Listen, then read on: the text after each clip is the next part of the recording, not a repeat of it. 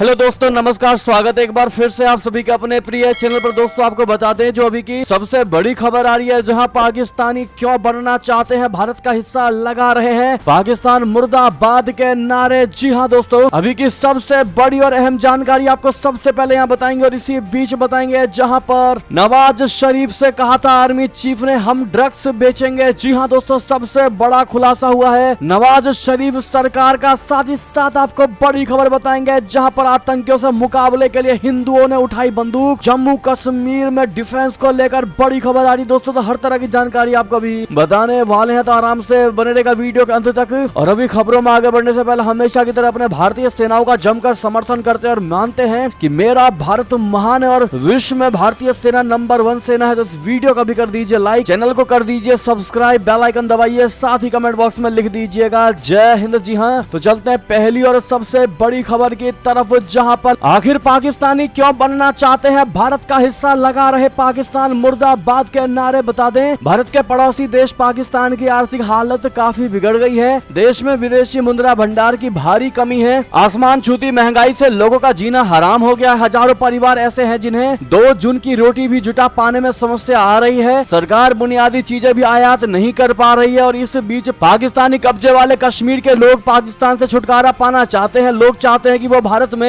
शामिल हो। बता दे, पाकिस्तान के कब्जे वाले कश्मीर से बड़ी संख्या में सड़कों पर उतरे लोगों ने पाकिस्तान मुर्दाबाद के नारे लगाए और भारत में शामिल होने की मांग की है। जी हां दोस्तों, JSMM बोले तो जय सिंध मुत्ताहिदा महाज के अध्यक्ष शफी बुरफत ने मंगलवार यानी 14 फरवरी को एक बार फिर कहा है कि पाकिस्तान उनका मुल्क नहीं है, नहीं है, नहीं है। पाकिस्तान 4 प्रांतों पंजाब, सिंध, खैबर पख्तूनख्वा और बलूचिस्तान में बटा हुआ है। इन प्रांतों में अलग अलग संस्कृति, भाषा और नस्लें हैं। मौजूदा वक्त में बलूचिस्तान और सिंध को पाकिस्तान के सबसे अशांत प्रांत के तौर पर जाना जाता है। इन इलाकों में हिंसा और असंतोष की भावना काफी बहुत बड़ा, यूं कह ले विशाल रूप लेता जा रहा है। पाकिस्तान के सिंध प्रांत में हिंदुओं पर हो रहे अत्याचारों के बीच अलग सिंधु देश बनाने की मांग भी तेज हो गई है। JSMM के अध्यक्ष शफी बुरफत ने कहा है कि पीओके वाले कहते हैं कि वो पाकिस्तान के साथ नहीं रहना चाहते हैं। गिलगित बाल्टिस्तान वाले भी यही दोहराते हैं कि उन्हें पाकिस्तान के साथ नहीं रहना है। हम सब का मानना है कि हम पाकिस्तानी नहीं हैं, पाकिस्तान कोई हमारा मुल्क नहीं है। जी हाँ, तो दोस्तों उधर पीओके के कार्यकर्ता डॉक्टर अमजद अयूब मिर्जा पिछले कई सालों से पाकिस्तानी अधिकृत कश्मीर यानी पीओके को पाकिस्तान से आजाद कराने की मुहिम चलाते आ रहे हैं। अमजद अयूब पाकिस्तान सरकार पर लगातार हमलावर नजर आ रहे हैं। उन्होंने एक बार फिर दोहराया है कि समय आ गया है, अब भारत को आगे आना चाहिए। वे सभी भारतीय नागरिक हैं। 6 मिलियन की आबादी वाले पाकिस्तानी कब्जे वाले जम्मू कश्मीर और गिलगित बाल्टिस्तान के लोग पाकिस्तानी सेना के आत्मसमर्पण करने की प्रतीक्षा कर रहे हैं। उन्हें भारतीय सेना का इंतजार। ऐसे में दोस्तों, क्या आपको नहीं लगता कि लोहा गर्म है, भारत को हथौड़ा मार देना चाहिए? और अब ऐसे में जब वहाँ के नागरिक ही कह रहे हैं कि वो पाकिस्तान के नागरिक नहीं है बल्कि वो भारत के साथ जाना चाहते हैं, वो भारत के नागरिक है दोस्तों, तो ऐसे में क्या भारत को और देरी करनी चाहिए? आप किस पर अब जो भी निजी विचार हो दोस्तों कमेंट में भारी मात्रा में बताइएगा। और लेकिन आप सभी से रिक्वेस्ट है, इस वीडियो को हर एक भारतीय को शेयर करिएगा ताकि हर कोई इस पर अपनी राय रख सके। देखते हैं क्या कहती है भारत की जनता और वीडियो को दोस्तों लाइक जरूर कर दीजिएगा। चलते हैं एक और बड़ी खबर की तरफ, जहां नवाज शरीफ से बोले आर्मी चीफ, कहा हम ड्रग्स बेचेंगे। $6 बिलियन कर्ज मांग रहे पाकिस्तान की आर्मी का ड्रग्स का धंधा, $5 बिलियन।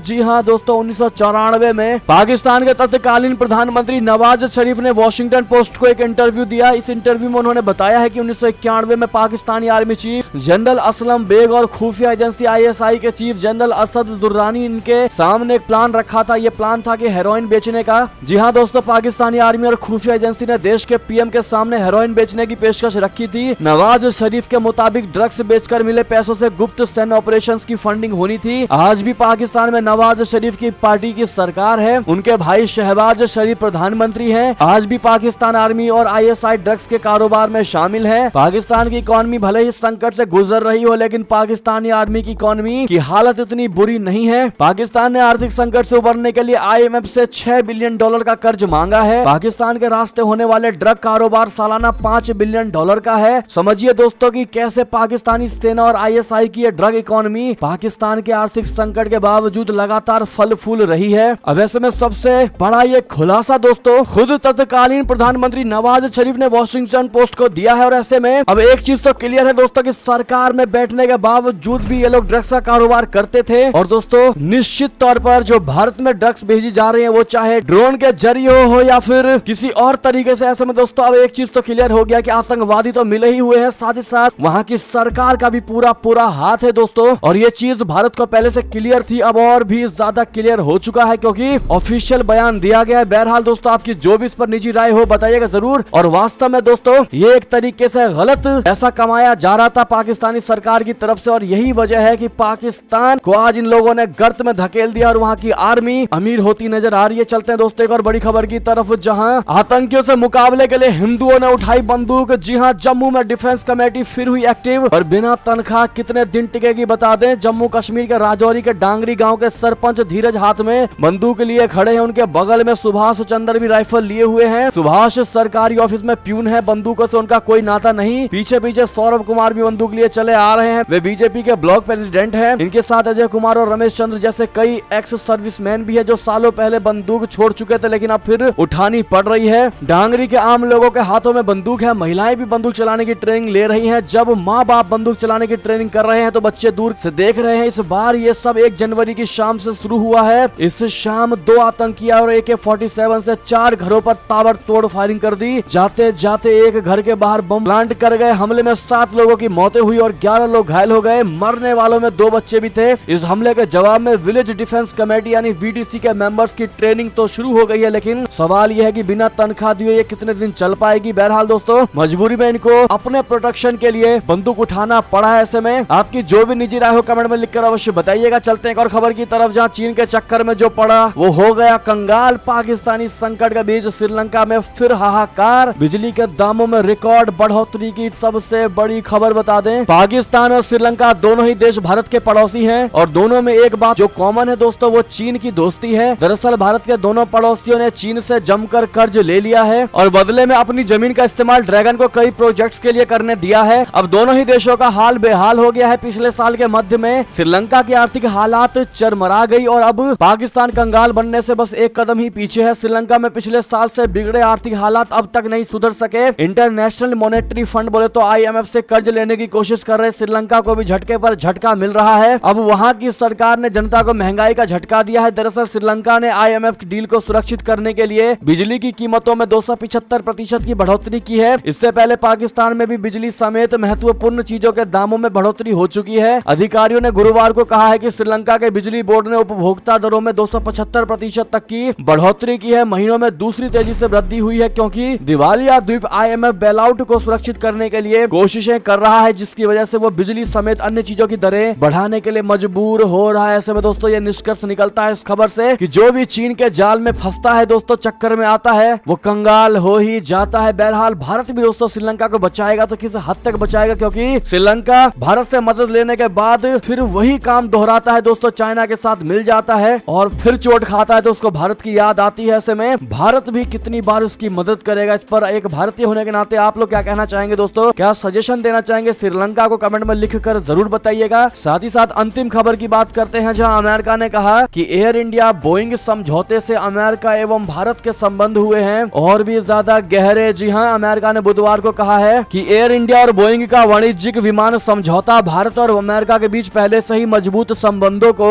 और गहरा करने का अवसर प्रदान करता है। अमेरिकी विदेश मंत्रालय के प्रवक्ता नेड प्राइस ने अपने दैनिक संवाददाता सम्मेलन में कहा कि ये साझा हितों, साझा मूल्यों, हमारे साझा आर्थिक संबंधों और आधारित पहले से मजबूत संबंधों को और गहरा करने का अवसर है। बोइंग और एयर इंडिया के बीच समझौते की कल हुई घोषणा के बाद ये संबंध और गहरे हुए हैं। जी हाँ दोस्तों, बहरहाल आपको क्या लगता है दोस्तों, क्या अमेरिका और भारत के रिश्ते भारत की तरफ से गहरे हुए हैं दोस्तों या अमेरिका की तरफ से गहरे हुए हैं? आपको जो भी लगता है बताइएगा जरूर। लेकिन क्या दोस्तों अमेरिका रशिया की कभी जगह ले पाएगा भारत के लिए? हाँ या ना में जवाब देना मत भूलिएगा। और ये थी अब तक की सारी बड़ी खबरें। आपको हमारी खबर कैसी लगी? आशा करता हूँ बहुत अच्छी लगी होगी। अगर थोड़ी भी अच्छी लगी है तो इस वीडियो को भी अपने भाई बंधुओं में व्हाट्सएप, फेसबुक, ट्विटर के जरिए पूरे भारत में शेयर करना बिल्कुल मत भूलिएगा। और अभी कर दीजिए इस वीडियो को लाइक, चैनल को कर दीजिए सब्सक्राइब, बेल आइकन दबाइए, साथ ही कमेंट बॉक्स में लिख दीजिएगा जय हिंद जय भारत। तो मिलते हैं आपसे अगली बड़ी खबर में, तब तक अपना ख्याल रखिएगा। बहुत बहुत धन्यवाद।